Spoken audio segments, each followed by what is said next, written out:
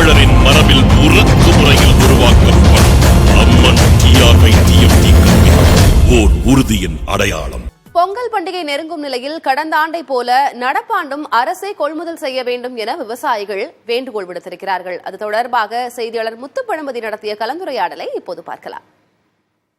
புதுக்கோட்டை அருகே உள்ள சிறுஞ்சுனை கிராமத்தில் பொங்கல் பண்டிகையை முன்னிட்டு கரும்பு சாகுபடியில் அதிக அளவிலான விவசாயிகள் ஈடுபட்டிருந்தாங்க. இன்னும் பொங்கல் பண்டிகைக்கு ஒரு மாத காலமே உள்ள நிலையில் சிறுஞ்சுனை கிராமத்தில் பயிரிடப்பட்டிருந்த பொங்கல் கரும்பு பயிர்கள் மழையால தரையில் சாய்ந்திருக்கு. இதனால அந்த கிராமத்து விவசாயிகள் பெரும் ஏமாற்றம் அடைந்திருக்காங்க.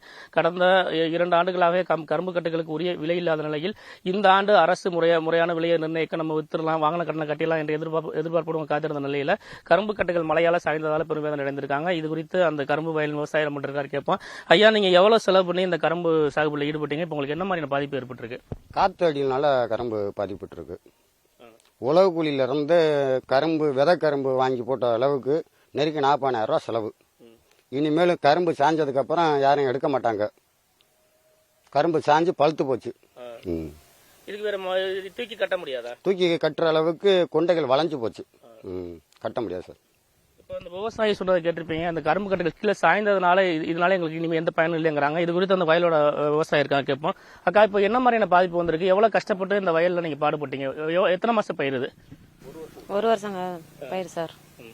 ரொம்ப நஷ்டம் இடம் போயிருச்சு சார்.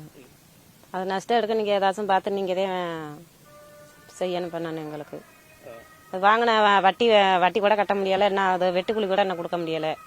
நீங்க இதே பார்த்து ஏதாச்சும் எங்களுக்கு விவசாய மக்களுக்கு நீங்க தான் நல்லது செய்யணும். எல்லா காசுமே கடன் வாங்கி தான் பண்ணீங்களா? ஆமா, எல்லாமே வட்டிக்கு தான் சார் வாங்கி கட்டணும். எத்தனை பேர் வேலை பார்த்துருக்கீங்க? 10 ஆளுக்கு சார். இப்போ இந்த கிராமத்தை பொறுத்தவரையில இந்த விவசாயிகள் சொன்னதை கேட்டிருப்பீங்க. ஒட்டுமொத்தமாக கடன் வாங்கி செலவு செய்த தொகை முழுவதும் வீணாகிவிட்டதா சொல்றாங்க. அரசும் அதிகாரிகளும் பாதிக்கப்பட்ட வயல்களை முறையாக ஆய்வு செய்து இந்த பாதிக்கப்பட்ட விவசாயிகளுக்கு உரிய இழப்பீடு மற்றும் நிவாரணத் தொகையை வழங்க வேண்டும். அதே போல புதுக்கோட்டை மாவட்டம் முழுவதுமே கள ஆய்வு செய்ய வேண்டும். தொடர்ந்து புதுக்கோட்டை மாவட்டத்தில் கடந்த சில நாட்களாக மழை பெய்து வருவதால கரும்பு பயிர்கள் பாதிக்கப்பட்டால் பாதிக்கப்பட்ட விவசாயிகளுக்கு உரிய இழப்பீட்டுத் தொகையை வழங்க அரசு போர்க்கால அடிப்படையில் நடவடிக்கை எடுக்க வேண்டும் என இம்மாவட்ட விவசாயிகள் தங்களோட எதிர்பார்ப்பை வெளிப்படுத்தியிருக்காங்க. புதிய தலைமுறைக்காக புதுக்கோட்டை மாவட்டம் சிறுஞ்சுனை கிராமத்திலிருந்து ஒளிப்பதிவாளர் அப்துல் கபூருடன் சுபமுத்து பழம்பதி. நம் வீர தமிழரின் மரபில் உறக்கு முறையில் உருவாக்கப்படும் அம்மன் TRY-TFT கல்வி ஓர் உறுதியின் அடையாளம்.